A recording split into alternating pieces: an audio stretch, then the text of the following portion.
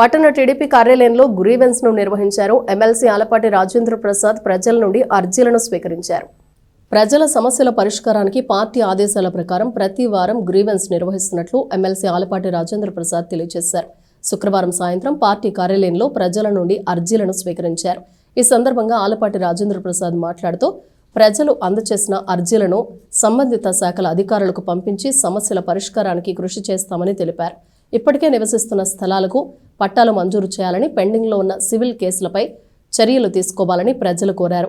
అలాగే గతంలో మంజూరైన విడో పెన్షన్ను తర్వాత ప్రభుత్వం రద్దు చేయడంతో తిరిగి మంజూరు చేయాలని, ఇళ్లు నిర్మించుకున్న వారికి సంబంధించిన బిల్లులు ఇంకా రాకపోవడంతో వాటిని విడుదల చేయాలని అర్జీల్లో ప్రజలు కోరారు.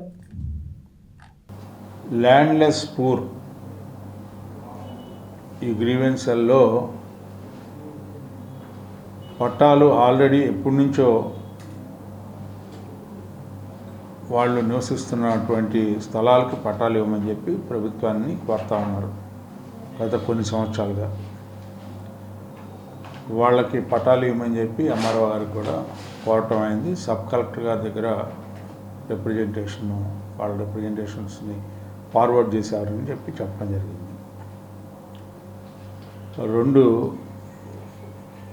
కొన్ని సివిల్ లిటిగేషన్స్ ఉంటే వాళ్ళ యొక్క గ్రీవెన్స్ని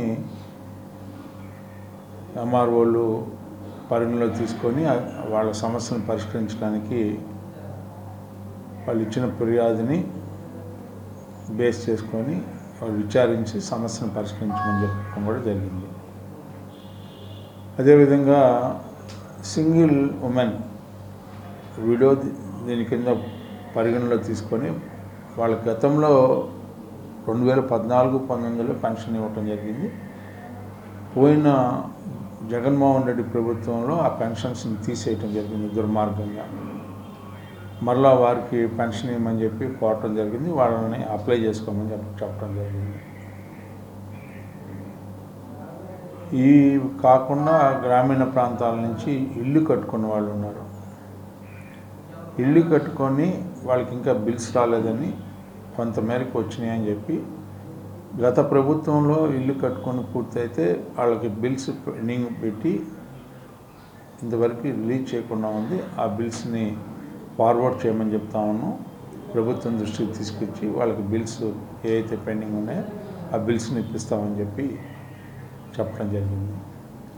ఇదే విధంగా ప్రతి వారం సమస్యలు ఏదైతే ఉన్నాయో ఆ సమస్యల్ని పరిగణలో తీసుకొని ఆర్థికపరమైన సమస్యలు, ఆర్థికేతర సమస్యలను కూడా చూస్తూ ఉన్నాం. వెంటనే సంబంధిత అధికారులకి పార్టీ తరఫున అదేవిధంగా వ్యక్తిగతంగా నా తరఫున రెండుని పరిగణలో తీసుకొని వాళ్ళకి విజ్ఞప్తి చేయడం జరుగుతూ ఉంది. మా లెటర్స్ ద్వారా కూడా మా రిప్రజెంటేషన్ కూడా జోడించి వాళ్ళ రిప్రజెంటేషన్స్ కలిపి సంబంధిత అధికారులకి సమస్యలు పరిష్కరించడానికి మార్గం వేస్తూ ఉన్నాం.